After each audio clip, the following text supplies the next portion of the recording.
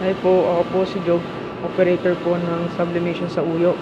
Ito po ang Smart 6P heads. Ito ang printer head area. Ito naman po ang copy. Head clean. Punasan ng wiper after natin mag-clean.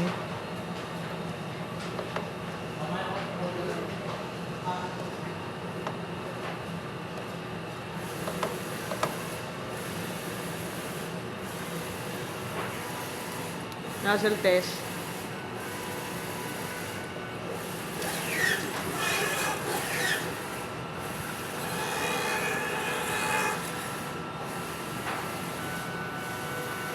Ito ang ink tank.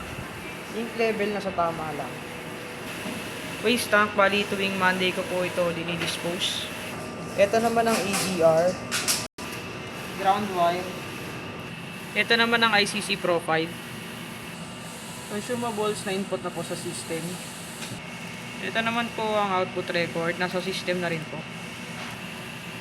Ito ang physical inventory. Nandito naman po ang mga stocks natin. Ito po ang PuppyJet, Vivid. Nandito naman po ang ink ng Homer.